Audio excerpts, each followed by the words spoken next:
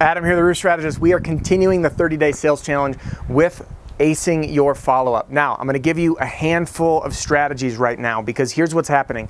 As you've made your commitment on the 30-day sales challenge, and if you're joining in late, start on video 1 and join the 30-day sales challenge. Here's what's going on for you. I guarantee it.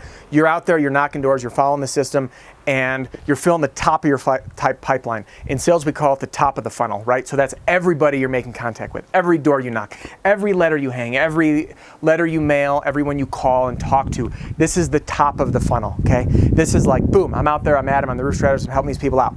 Then we have the middle of the funnel people. These are the folks that you've already engaged with somehow. Now, they haven't turned into an appointment. They're a pitch at a door that didn't turn into anything yet. And then you have the bottom of the funnel. These are your customers. These are people that have become customers that will lead to referrals. I want to give you tactics on how to maximize this because this is what goes wrong. Sales guys reach out to me all the time and say, Adam, I was out doing your thing, talked to that person, I hung the door hanger, I'm doing the script, I've touched all these people, but the leads aren't coming in. So you need an opportunity on the top of the funnel, these people you're talking with, on how to grab their information and take control of the sale.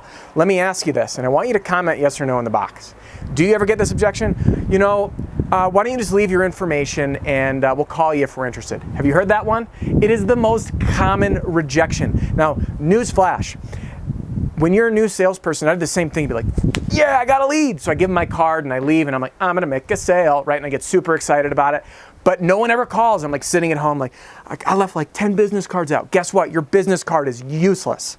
Sorry to tell you that, but it is, okay? So what you need to do is say, you know what? I'm so sorry. I just ran out of business cards. Do you have any objection if I take your name and number for a friendly follow-up? Because if they just said they'll call you if they're interested, you remember I said that before. Do you have any objection if? They're wired to say no. When you hear that no, it's a yes. You'll also notice I keep my folio and my pen handy.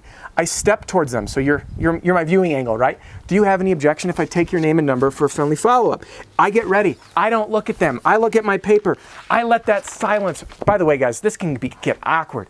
Get comfortable. Settle into the silence. The longer you're quiet, the more they're going to feel obligated to talk. Then what happens is they say, you know, that's fine. So I say, okay, I've got your address here. And your name? And you get their name. And what's the best phone number to reach you at, Peggy? Okay, Peggy. And Peggy, just so I don't bother you during dinner, putting the kids down, when's a good time for me to give you a buzz? And they say, okay, 2 or 3 o'clock. I say, great. So I write it down. Now guess what? Instead of that BS objection, here's my business card, or give me your business card, we'll call you if we're interested. Blade your stance. Do you have any objection if I take your name and number for a friendly follow-up? Okay, I've got your address as, because you've already written it down on the way up. And your name again, I'm sorry, I didn't catch it. Peggy, and your phone number, great. When's a good time for me to call you? By the way, always qualify it as a friendly follow-up. When is a good time for me to give you a friendly follow-up?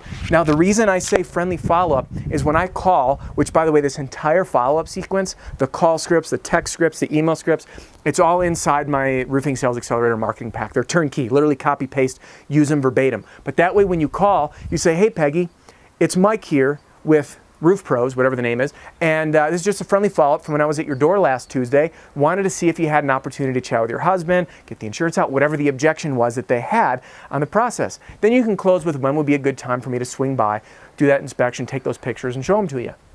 So when you do it this way, all of a sudden you're taking control of the sale. You're taking an opportunity where you got rejected and turned it into an opportunity.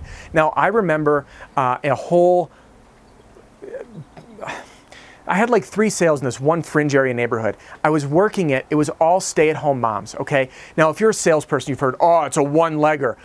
Bullshit, okay? If you hear sales guys say, oh, I had a one-legger. Guys, I cannot tell you how many deals I closed on a one-legger.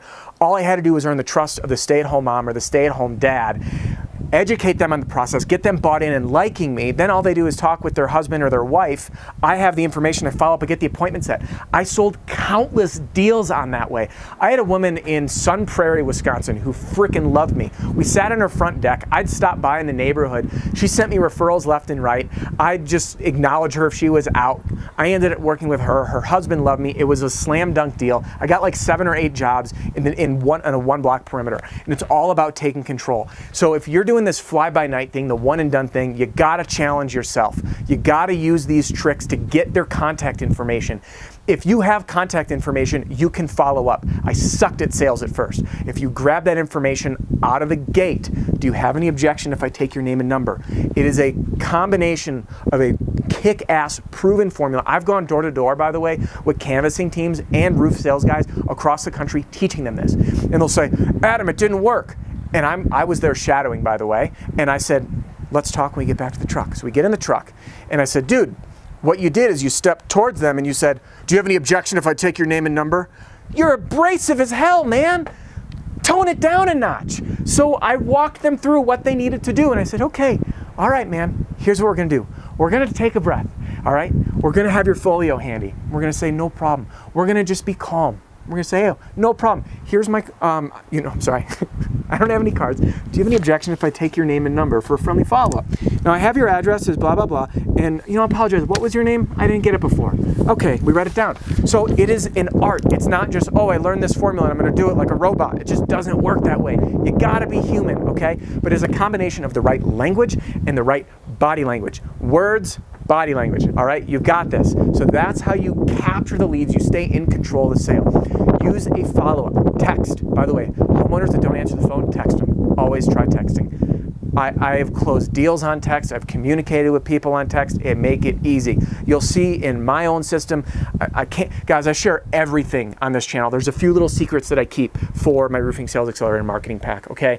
And inside that, you're gonna see a couple of tactics I use to get a quick yes or no to scrub people on whether or not I can follow up without taking the coward way out. So follow up by taking control of the sale on those loose deals, and throw the notion, the idea out of these one-leggers. It's BS. Okay, so that's how you get control of the sale, the information on the front end for your top of funnel.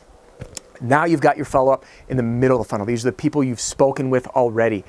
Always say, when you reach out, this is just a friendly follow-up to see if, and then you plug in what the objection was. What did you talk with them about? That's why it's so important to take notes on your sales conversations. Maybe it was, we're going out of town, we'll be back next week.